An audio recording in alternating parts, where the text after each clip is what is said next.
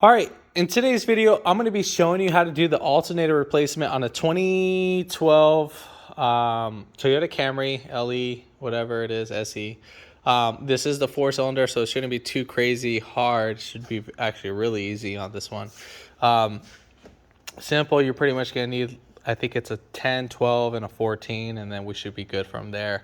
Alternators up front, very easy to access. You can save a couple $100 on doing this yourself. So yeah, if you haven't already, give it a thumbs up, comment down below if you have any questions, and hit that subscribe button for more upcoming videos in the future. And we're going to go ahead and start this video right after the intro.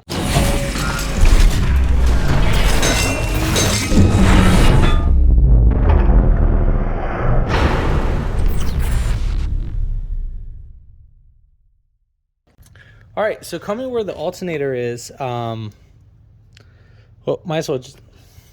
So first things first, what we got to go ahead and do is we need to go ahead and disconnect our negative terminal.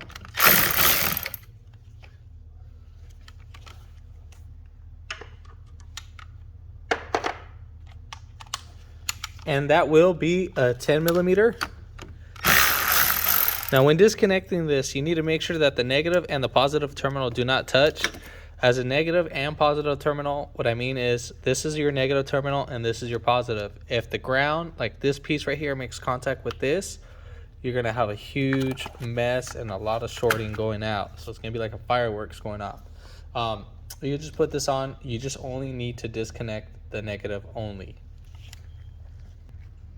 All right, so next we need to go ahead and release the tension on our belt. So we're going to get a 14 millimeter, and right here on this tensioner you're going to go ahead and go clockwise, and then we'll just take off the belt from where the alternator is at, or where the, I think where the water pump is at. So we just need to remove this belt and just move it out the way for the time being, and we're not going to take it off completely. We'll just let it hang right there.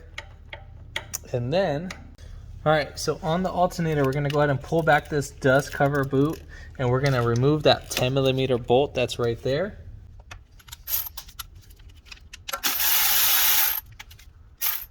And then we are gonna lift up right here. Also at the same time, we have another 10 millimeter bolt that's right here. We are gonna go ahead and take that one off too as well.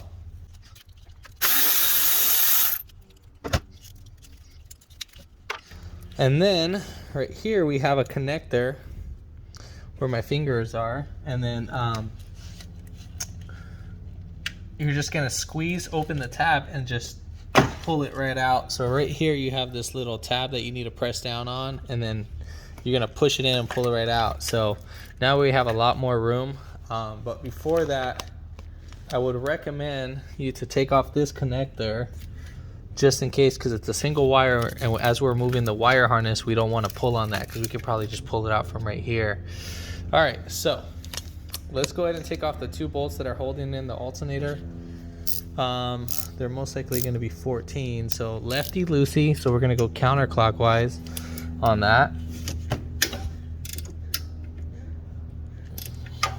So that's one right there, and then our other one should be right here. I think that one's a 12. I'm sorry, the other one's like right here. There's two bolts, so that's the one that we're actually going to take off. Looks like a 14. Let's see. Yep, that one is a 14.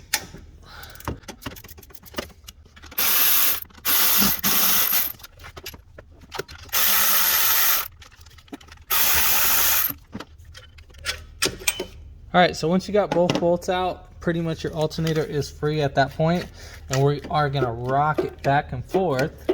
If we need to, we can get a flathead screwdriver and just pry it in, or this one's actually on there pretty tight.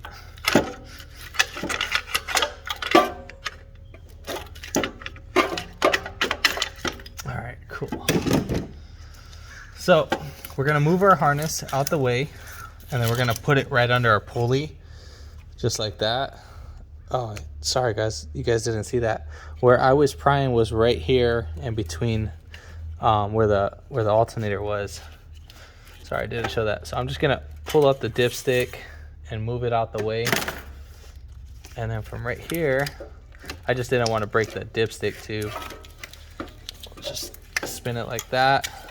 And I'm gonna move the AC line, and we're just gonna sneak this out just like that. And then there we have it. All right, so now we're still gonna repeat the same process, but reversing it. So we're gonna slide in our alternator, just pull back your AC line just a tad bit. And then we'll get it over here. And then we're gonna get our harness and just lift it right back up. Spin our alternator clockwise a little bit so we get it right there. So pretty much we are ready to start putting in our bolts. We're gonna put in the top bolt first. So we're gonna thread in our top bolt. And you're gonna keep threading it in. Might need to twist it, tilt it. All right, cool. So finally caught some thread. And then once you catch some thread, thread it in like 3 or 4 complete rotations. And then once you do that, try pulling back this bolt just to make sure you're inside. And then we're gonna go ahead and do our bottom bolt too. All right, same procedure, 3 or 4 threads in.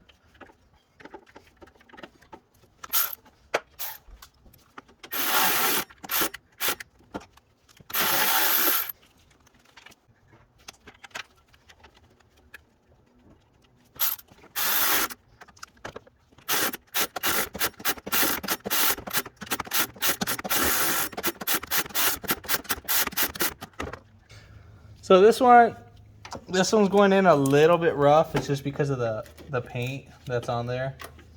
I threaded it in about 3 times, but like in the middle of it, it just kind of goes down a little bit too hard.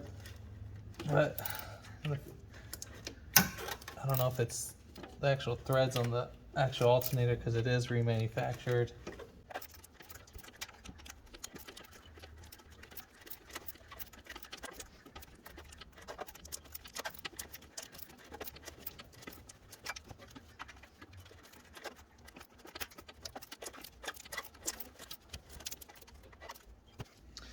All right, so towards the end, it started getting a lot more smoother. I think it's just the unfinished paint on that. And this one's really nice and smooth.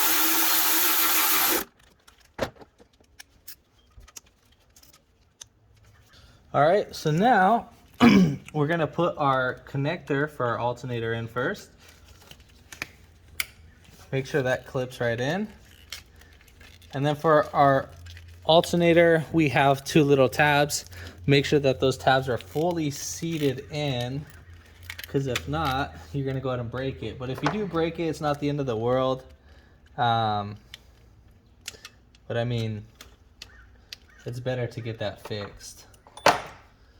Or I meant to not break the tab, but I mean, it's feasible. Wrong terminology. But it's doable on that. All right, so let's go ahead and put in our 10 millimeter. I think I did this a little bit too soon. We should have done this one first.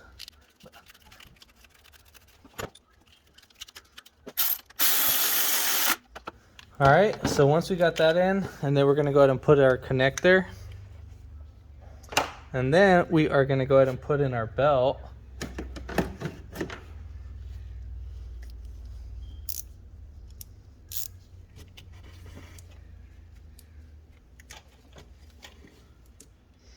So at the same time as we're grabbing our belt, I'm just gonna release the tension and make sure you're pulling at the belt at the same time. Just be careful with your fingers that you don't release the tension on that. So we go ahead and inspect our belt. And I'll show the belt right now just so you can see it.